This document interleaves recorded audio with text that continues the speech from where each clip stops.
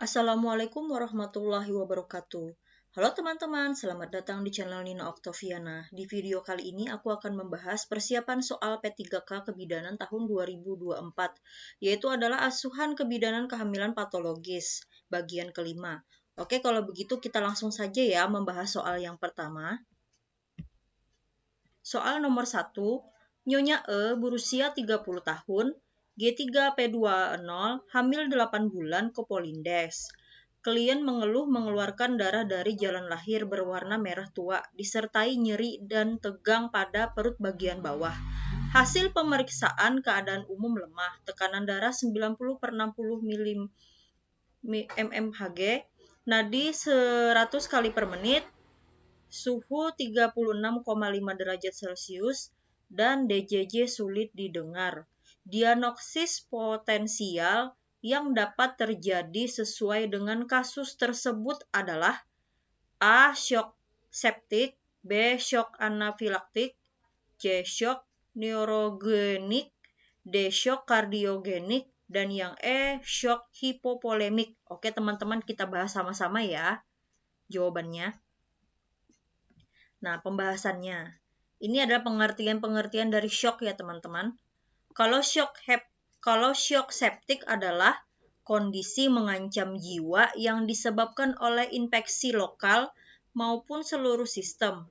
Parah dan segera memerlukan bantuan medis. Gejalanya tekanan darah rendah, lengan pucat dan dingin, tangan dan kaki menggigil, kesulitan bernapas, dan penurunan output urin, yaitu adalah pengeluaran urinnya kurang ya teman-teman.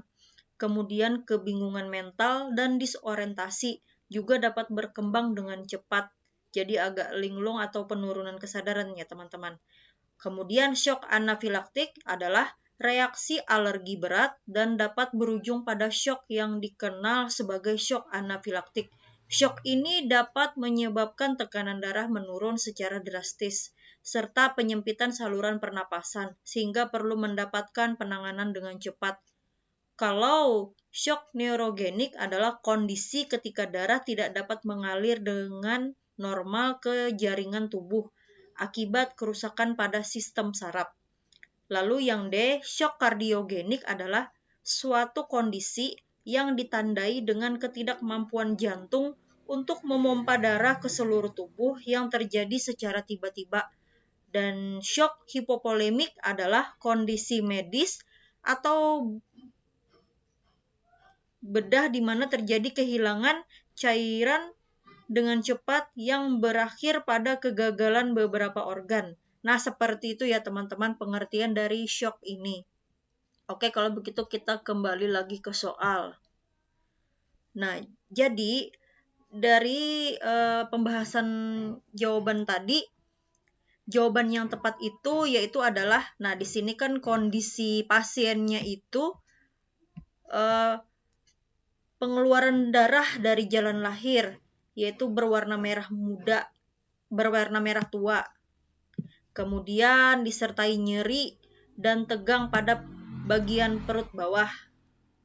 Lalu DJJ-nya sulit terdengar. Nah, ini nih biasanya diagnosisnya itu yang potensial banget yaitu teman-teman. Ini terjadi pada yang C ya teman-teman, shock neurogenik. Jadi jawabannya adalah yang C. Karena di sini berhubungan dengan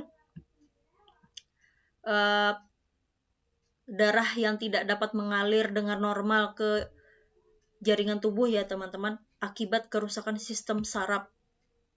Jadi jawabannya adalah yang C, shock neurogenik.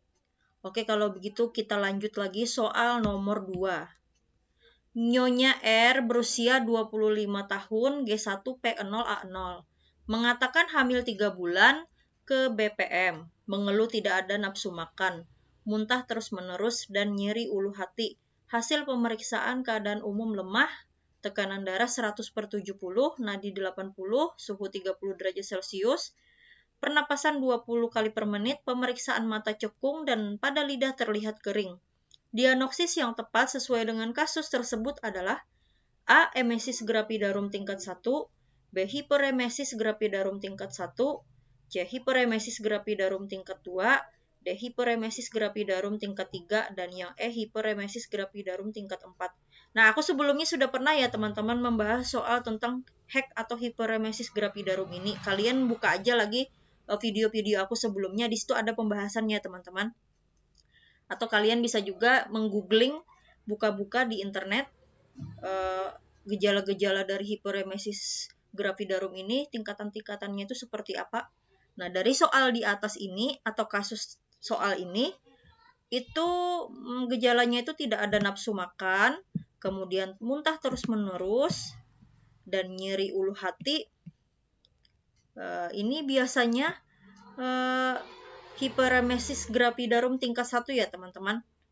Nah, di sini juga mata cekung dan lidah terlihat kering.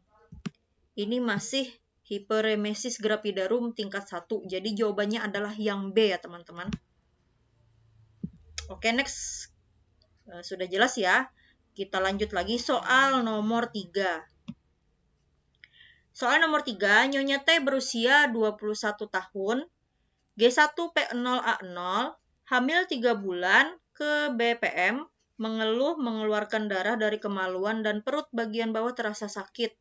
Hasil pemeriksaan tekanan darah 100/70, nadi 100, pernapasan 16, suhu 36,5 derajat Celcius, TFU teraba balotemen, kemudian pemeriksaan inspekulo-cerspik terbuka. Asuhan yang sesuai dengan kasus adalah A. Menyuntikkan obat anti perdarahan, ini tidak tepat ya teman-teman. Kemudian memberikan konseling, ini juga kurang tepat. Ini harus ada tindakan ya teman-teman dari kasus di atas. Lalu menganjurkan untuk bed rest. Menganjurkan untuk bed rest ini juga bisa ya teman-teman, cuma di sini masih kurang tepat. Lalu melakukan kuretase, ini bukan juga, ini tindakan di rumah sakit. Sedangkan kasus di atas itu kan pasien ini kan ke BPM ya teman-teman, atau bidan praktek mandiri. Jadi ini bukan, tidak boleh melakukan kuretase, ini sudah ranahnya di rumah sakit oleh dokter SPOG-nya langsung. Yang ini merujuk ke rumah sakit. Nah, ini jawaban yang tepat ya teman-teman, karena di sini balotemen sudah teraba TFU-nya, lalu di inspekulo pemeriksaan cerspiknya terbuka. Karena ini kemungkinan abortus ya teman-teman, entah itu abortus iminen atau abortus insipient, tidak tahu ya teman-teman.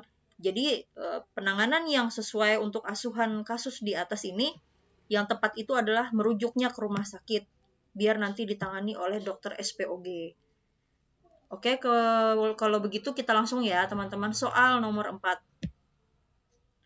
Nyonya D berusia 29 tahun, hamil 6 bulan, datang ke PMB, mengeluh sering kencing dan nyeri saat BAK, serta keluar sekret dari saluran kencingnya selama 4 hari. Apakah diagnosis ibu tersebut? Yang A. Penyakit menular seksual, B. Infeksi saluran kemih, C. Pyelonephritis akut, D. Sistitis akut, dan yang E. uretritis. Nah, kita bahas dulu ya teman-teman jawabannya. Nah, di sini kalau penyakit menular seksual itu biasanya infeksi yang ditularkan melalui hubungan seksual, disebabkan oleh bakteri, virus, atau parasit. Kemudian infeksi saluran kemih itu infeksi pada salah satu bagian sistem urin, ginjal, kandung kemih, atau uretra. Lalu pyelonephritis akut adalah radang ginjal akibat infeksi bakteri, peradangan ginjal karena jenis tertentu dari infeksi kemih atau ISK. Biasanya dimulai pada uretra atau kandung kemih dan berpindah ke ginjal. Lalu sistitis akut adalah infeksi pada kandung kemih. Penyebab utamanya itu adalah virus E. coli ya teman-teman. Gejalanya berupa nyeri saat buang air kecil. Lalu kemudian uretritis adalah infeksi bakteri atau virus yang menyebabkan pembekakan atau iritasi uretra. Ini umumnya disebabkan oleh infeksi menular seksual. Nah, jadi teman-teman jawaban nomor 4 ini yaitu adalah, nah ini kan di sini nyeri ya saat BAK, serta keluar sekret pada saluran kencingnya selama 4 hari, atau keluar nanah ya teman-teman pada saluran kencingnya selama 4 hari ini. Jadi diagnosis yang tepat untuk ibu tersebut adalah yang D ya teman-teman, sistitis akut. Jadi jawabannya adalah yang D. Oke, kita lanjut lagi. Soal nomor 5 atau soal yang terakhir. Nyonya Y berusia 26 tahun, G2 P1A0, hamil 3 bulan, datang ke BPM. Kalian mengeluh mengeluarkan darah bercak-bercak dari kemaluan. Serta akhir-akhir ini ibu merasa sering mual dan kadang muntah. Hasil pemeriksaan keadaan umum lemah, tekanan darah 90/60, nadi 100, pernapasan 16, suhu 36,5 derajat Celcius. Hasil pemeriksaan palpasi perut membesar tapi tidak teraba balotemen. Pemeriksaan vagina Tocher belum ada pembukaan. Terlihat darah kecoklatan. Diagnosis yang tepat sesuai dengan kasus tersebut adalah A. Abortus, B. Molahidatidosa, C. Placenta previa, D. Hyperemesis gravidarum, dan yang E. Kehamilan ektopik terganggu. Nah, dari kasus soal di atas ini, kalau abortus itu tidak tepat ya teman-teman. Di sini dikatakan perut membesar tapi tidak teraba balotemen. Berarti seperti tidak hamil janin ya teman-teman. Isi di dalam rahimnya itu, kemudian molahidatidosa. Nah ini ya teman-teman jawabannya ini adalah molahidatidosa. Karena perutnya itu membesar tapi tidak teraba balotemen. Kemungkinan itu adalah hamil anggur ya teman-teman. Jadi jawabannya itu adalah yang B. Kalau placenta previa, ini juga tidak tepat ya teman-teman. Hyperemesis gravidarum juga tidak tepat.